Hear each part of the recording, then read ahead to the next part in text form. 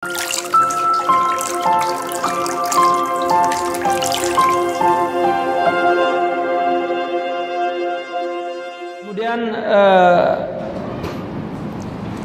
hikmah yang berikutnya,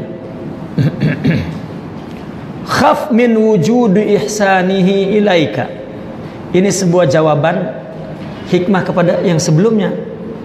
Orang tidak bersyukur nikmat, ya, maka akan hilang nikmat itu. Ya, tapi kalau bersyukur dia kekalkan. Maka takutlah, khaf min wujudi ihsanihi ilaik.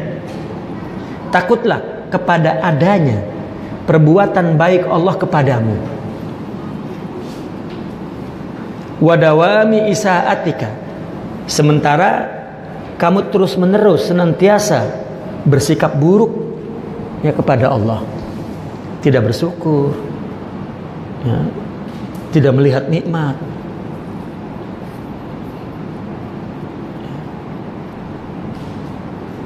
Allah memberi nikmat,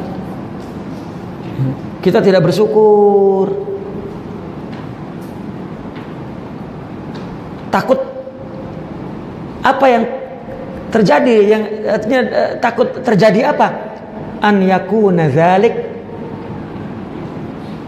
keadaan itu menjadi istidraj.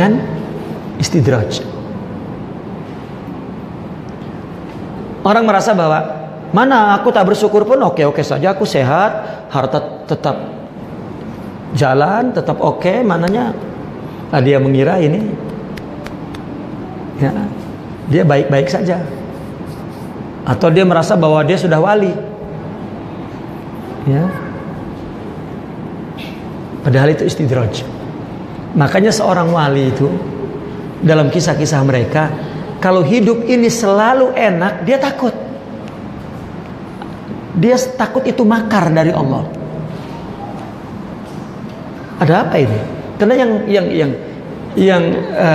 yang enak itu hanya di surga. Di dunia ini bukan tempat enak. Kalau hidup ini tak ada musibah, tak ada, ya, para wali itu ketakutan. Ada apa ini? Selalu mudah. Nah, apa-apa mudah itu takut. Bukan karena lah berkah lah, karena saya ustaz, saya tuan guru, mudah apa-apa, ini berkah. Loh. Hidup ini tak ada yang mudah, tak ada. Ya.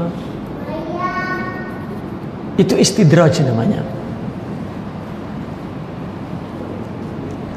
Maka tidak sedikit para wali, jika kondisi itu mudah-mudah, dia ketakutan, ya, seolah-olah dia mencari yang susah, yang sengsara, ya, karena takut itu istidraj. Karena orang yang makin dekat, makin hampir kepada Allah, ya, makin jauh dari manusia. Karena manusia melihat makin tidak logis, makin tidak sama dengan selera keramaian. Ya.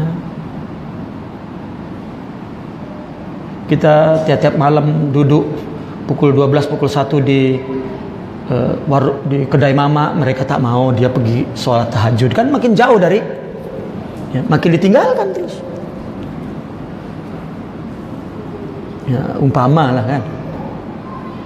Dan dia makin diambil oleh Allah, makin diambil, makin. Mungkin istrinya pun tak suka karena orientasi hidup dia ya kepada Allah saja. Ya sementara, ya, istri nak rekreasi, nak makin dimarahi istri, kan itulah yang dimaksud. Makin jadi wali makin dimarahi istri, makin ditangisi anak, ya, karena orientasi dia diambil. Ya.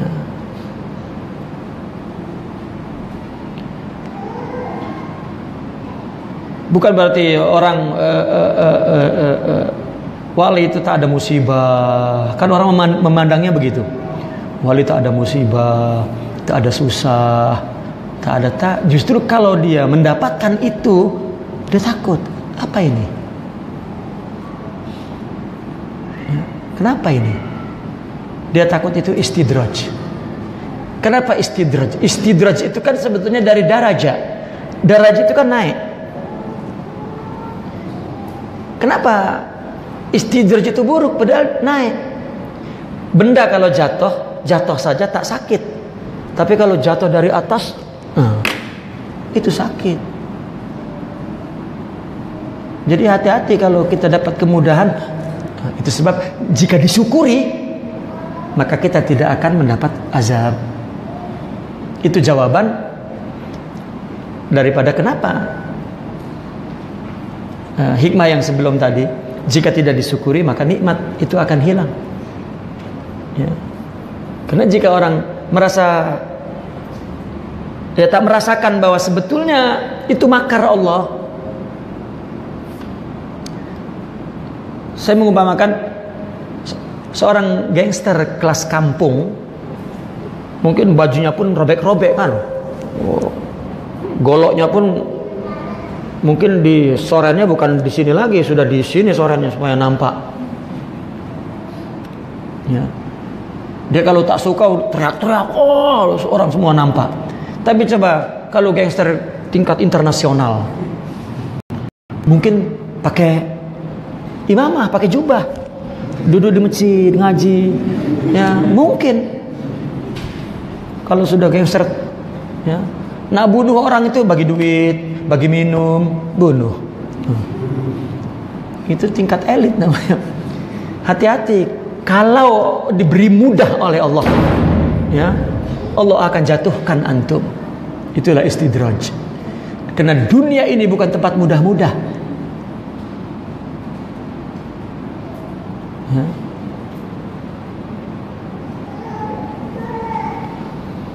Kita hidup jangan cari ketentraman, bukan tempatnya di dunia. Makin banyak ketidaktentraman, makin ya, nikmat sebuah ketentraman jika diperoleh. Coba apa artinya kebahagiaan tanpa duka? Bukan kebahagiaan lah namanya. Ya, apa artinya manis tanpa pahit? Ada. Jangan sampai kebahagiaan itu hilang rasanya. Hanya duka yang membuat kebahagiaan itu rasanya nikmat. Orang mau membunuh, kesusahan, itu nikmat yang Allah beri. Ya, karena Allah mau memberi kamu sabar, memberi kamu ridho, memberi kamu. Karena kalau tidak ada musibah, kamu tak pernah punya sifat sabar dan ridho. Lalu menridhoi, mensabari apa kalau tidak ada musibah? Bukan saja-saja Allah beri musibah, karena Allah nak angkat derajat kamu. Itu sebab kalau orang ya, tak ada musibah, hati-hati, Allah nak jatuhkan.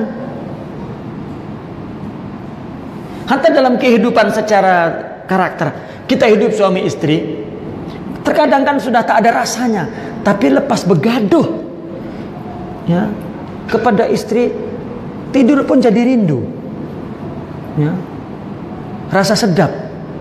Tapi kalau tak begaduh-begaduh tak sedap, ya. Maka dikatakan itu bumbunya rumah tangga, katanya.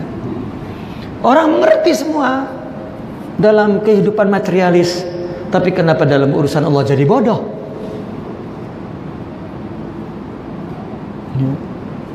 Orang tanah musibah, Imam Syekh Abdul Qadir Al-Jilani dia mohon musibah itu dihabiskan, jangan diangsur, karena dia ingin terima kebahagiaannya semua, tak pernah diangsur, karena tahu di balik musibah mesti anugerah. Itu orang sangat dewasa sangat ya pemikirannya Syekh Abdul Qadir. Di bawah, bukannya di atas dari seluruh kebijakan akal. Sementara otak-otak yang cetek tak mau musibah, Dia ingat musibah dari Firaun, bukan dari Allah ya. Ini jawabannya kenapa? Ya. Takutlah kalau kamu tuh enak saja, itu makar. Nanti istidraj, ini hikam. Kenapa? Maka jika nak kekalkan nikmat itu syukuri. Syukuri dengan tadi banyak, dengan ucapannya, dengan perbuatannya, dengan ya. Hatta seorang murid, ya, seorang murid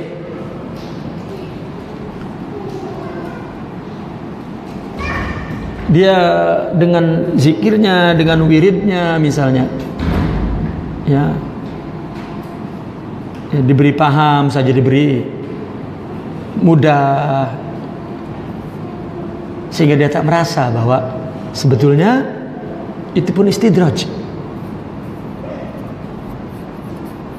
Karena tak ada dalam dunia, dalam musibah, dalam hidup ini orang bebas daripada ujian. Sehingga orang apabila ingin melakukan sesuatu, dia inginnya tak ada ujian ini. Macam mana? Semua pengajian ada imtihan. Kalau tak ada imtihan macam mana?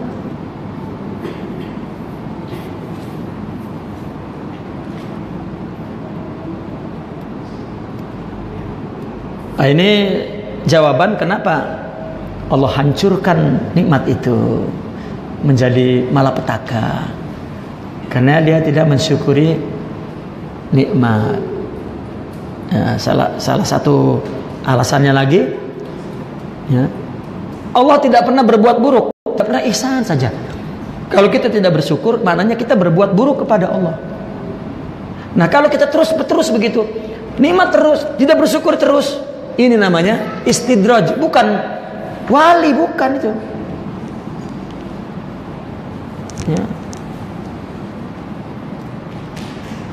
Nah, kemudian hikmah yang berikutnya, ayat daripada ayat istidraj, sanastadrijuhum min haitsu la ya'lamun. Kami akan jatuhkan mereka dengan telak itu dengan ya, dari sekiranya dia tidak merasa. Coba, dia diberi nikmat, dia terus maksiat, diberi nikmat, dia lupa kepada Allah, diberi nikmat, dia tidak ibadah, terus diberi nikmat, dia rasa oke saja. Saya keturunan wali, saya keturunan nabi, saya anak tuan guru, oh berkah. Loh. Ya, ini mentaliti orang Nusantara. Keturunan nabi, habib, keturunan wali, ya, amanah. Memang Allah takut dengan keturunan, ya. Ya oke saja. Padahal itu istidraj. Apa istidrajnya? Itu dia tidak merasa, ya, tidak merasakan. Artinya tidak memiliki rasa bersyukur, tidak memiliki sensitif terhadap rasa berdosa, rasa kurang. Itu udah istidraj itu.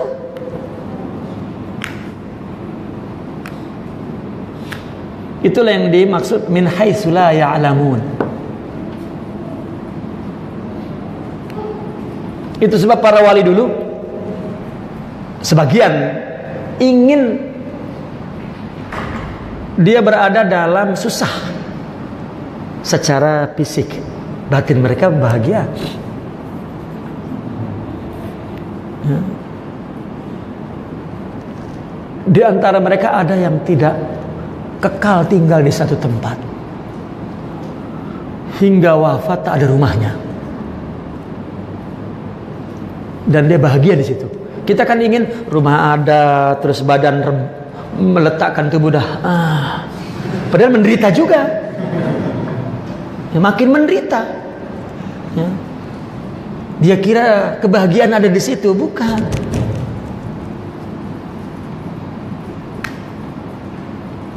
Ya. Sampai dia membayangkan, coba air jika mengalir kotoran pasti jatuh. Orang yang tidak punya negeri hingga wafat, hatinya jernih. Karena dia pindah negara, jernih. Karena tidak ada sangkut apapun di dalam diri. Kita udah sangkut semua.